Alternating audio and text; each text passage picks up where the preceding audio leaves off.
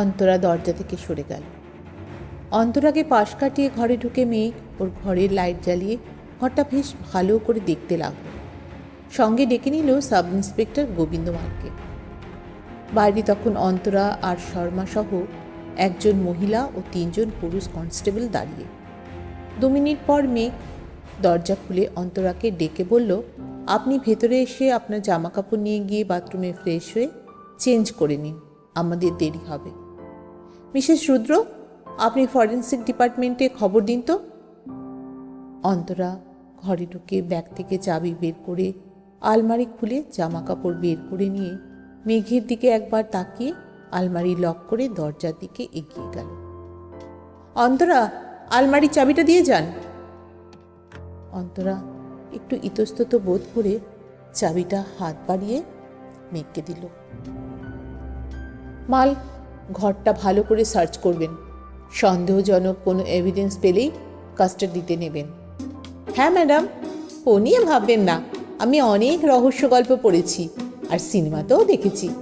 আমি যখন কথা শেষ হলো না, উত্তেজিতভাবে বলতে বলতেই মেঘের দিকে তাকাতেই দেখতে পেল মেঘ কটমট করে তাকিয়ে আছে। তা ইয়া বড় জিভ কেটে বলল, সরি ম্যাডাম, সরি, দেখছি, ভালো করেই দেখছি, গল্পটা পরে একদিন বলবো। হ্যাঁ। মেঘ এগিয়ে গেল অন্তরার আলমারির দিকে। আলমারির লক খুলে জামা কাপড় উল্টে পাল্টে দেখতে দেখতে আলমারির দেওয়ালে একটা কিছু তার হাতে ঠেকলো মনে হলো।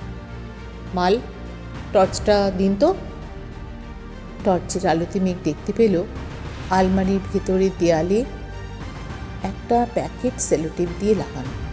প্যাকেটটা ধরে টান দিতেই প্যাকেটটা হাতে চলে এলো। প্যাকেটটা স্টেপল করে আটকানো। পিন খুলতেই দেখতে পেল তার ভিতরে বেশ কিছু ছবি। ছবিগুলো বের করে বেশ কয়েকটা ছবি দেখতে দেখতে মেঘের মুখ কঠিন হতে থাকলো। চোয়ালটা শক্ত হয়ে গেল।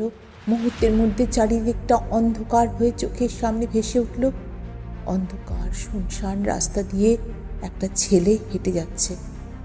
আচমকা কালো হেলমেট, জ্যাকেট আর হাতে গ্লাভস পরা এক আগন্তুক ছেলেটার মাথার পেছনের দিকে হাতুড়ি দিয়ে সজোরে একটা বাড়ি মারল। ছেলেটা মাটিতে লুকিয়ে পড়ল। চারিদিকে রক্তে ভেসে যাচ্ছে। Madam, madam! গোবিন্দমালের ডাকে চমকে উঠল মেঘ। শরীর খারাপ লাগছে ম্যাডাম? এত ঘামছেন কেন? না না, আমি ঠিক আছি। আপনার সব দেখা হলো? পেলেন কিছু? বলতে বলতে ছবিগুলো আবার খামের মধ্যে পুরে গোবিন্দবাবুর হাতে দিয়ে বলল, এগুলো ঠিক করে রাখবেন, আমার এগুলো দরকার পড়বে পরে। আর হ্যাঁ, যেটা জিজ্ঞেস করলাম, পেলেন কিছু? এইগুলো দেখুন তো দরকারি কিনা বলে বেশ কিছু ভিজিটিং কার্ডের গোছা এগিয়ে দিল। হাতে নিয়ে নাড়াচাড়া করে কার্ডগুলোর উপর চোখ বোলাতে বোলাতে মেঘ বলল, এক্সেলেন্ট, নিয়ে নিন সঙ্গে। গোবিন্দবাবু গদগদ হয়ে বললেন, হে হে, আমার এতদিনের অভিজ্ঞতা। হ্যাঁ হ্যাঁ, আমার দুটো চোখ না পুরো বাজ পাখির মতো, বুঝলেন? না না, ঠিক আছে ঠিক আছে, আমি ওদিকটা একবার দেখি। বেশি কথা না বলে কাজটা করুন, আমি বাইরে ঘরটাতে যাচ্ছি। হল ঘরের ডাইনিং টেবিলের ওধারে একটা বেসিন দেখে চোখে মুখে ভালো করে জলের ঝাপটা দিয়ে নিল। শর্মাকে সোফায় বসতে দেখে মেঘ জিজ্ঞেস করল, ওই মেয়েটার থাকার কোনো ব্যবস্থা করলেন? শর্মা একটু থতমত খেয়ে আমতা আমতা করে বলল, যাচ্ছি ম্যাডাম, দেখছি কি করা যায়। শর্মা বেরোতেই মেঘ মিসেস রুদ্রকে জিজ্ঞেস করল, ফরেন্সিকের টিম কতদূর? খবর দিয়েছি ম্যাডাম, চলে আসবে। কথাগুলো বলতে বলতেই অন্তরাও বাথরুম থেকে বেরিয়ে এলো ফ্রেশ হয়ে। রুদ্র জিজ্ঞেস করল, ম্যাডাম, ওই ঘরটা সার্চ করবেন না?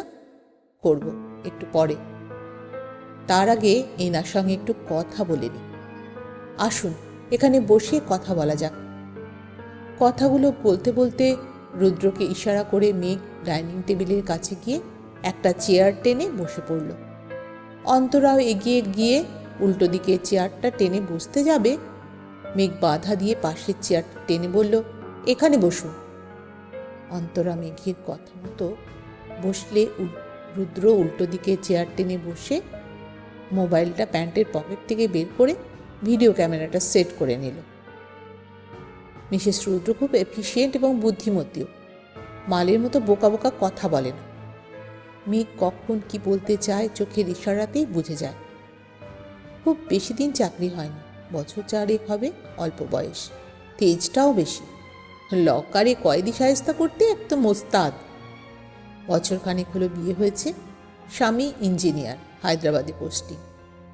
আর মালবাবুর 15টা বছরের চাকরি জীবনে কোনো পদোন্নতিই হয়নি। স্ত্রী আর 2 ছেলে মেয়ে নিয়ে সুখী সংসার। মালবাবু আছেন বলেই থানাটা বেশ জমজমাট থাকে সবসময়।